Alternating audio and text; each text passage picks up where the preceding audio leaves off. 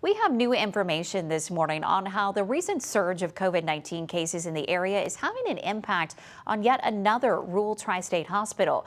Pike County Emergency Management Director Josh Martin says because nearby hospitals are at capacity, the local hospital has had to open its emergency room to COVID-19 patients. Martin works with the ambulance service as well and says lately, if they have a patient with non-COVID-19 emergency, they're facing wait times. New for a morning audience, he says if cases continue to go up, it's going to impact how fast emergency patients get to the hospital. We've been closed, but we haven't actually seen it. I know there's some potential of some diversion where we maybe have to start taking our 911 calls to another hospital solely because this ER is full. The hospital's busy. They've got a lot of more COVID patients there too that they have to try and deal with, that they have to hold in the ER. Wait times are longer. It just slows everything down. Martin says the ambulance service is doing everything it can to avoid taking residents to the hospital unless absolutely necessary. He says this is to keep the outbreaks isolated from the community and the hospital. The Illinois Veterans Home in LaSalle is facing an investigation after a massive COVID-19 outbreak that began at the start of this month. They went relatively unaffected by the pandemic in the early months, but that all changed in November when about 2/3 of their nearly 300 residents and employees tested positive. 27 veterans died. Now members of the Senate Veterans Affairs Committee is looking for answers as they investigate the procedures and safety regulations at the home itself. Pfizer has started to give people a first look at the freezers that will be used to store their COVID-19 vaccine. While the company says their vaccine is 90% effective, it will be difficult to store. It needs to be kept at temperatures near 100 degrees below zero.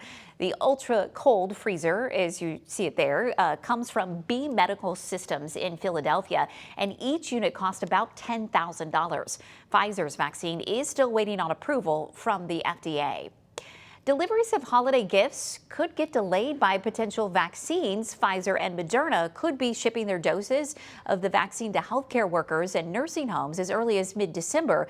FedEx and UPS, who are the vaccine shipping providers for the federal government, could make space on their planes by bumping off packages from Amazon, Walmart, and other retailers. And retail workers at Walmart, Amazon, Kroger, and other chains are calling on employers to reinstate hazard pay and boost safety protocols ahead of the holiday shopping season. The United Food and Commercial Workers Union is urging retailers to do more to protect workers from the virus. The workers' rights group United for Respect says Walmart, Amazon, and others should pay an extra $5 an hour for the duration of the pandemic. Fraudulent unemployment claims are soaring in Illinois as scammers direct jobless benefits to their own accounts at a time when a record number of people are seeking relief. Acting Director Kristen Richards says the Illinois Department of Employment Security is experiencing fraud in an order of magnitude they've never seen before. The Chicago Tribune reports the agency says more than 212,000 fraudulent claims for unemployment benefits have been filed with the state since March 1st. About 169,000 of those claims were filed under a federal program tied to coronavirus relief. The head of one of the largest regional health systems in the Midwest is out of a job after telling employees he had recovered from COVID and was not wearing a mask. Sanford Health, which runs hospitals and clinics in Iowa, said it's mutually agreed to part ways with its CEO, who took over in 1996. He told employees in an email that he believes he's now immune to COVID-19 for at least 7 months and perhaps years to come. Check your fridge this morning, especially if you have extra veggies for the Thanksgiving dinner.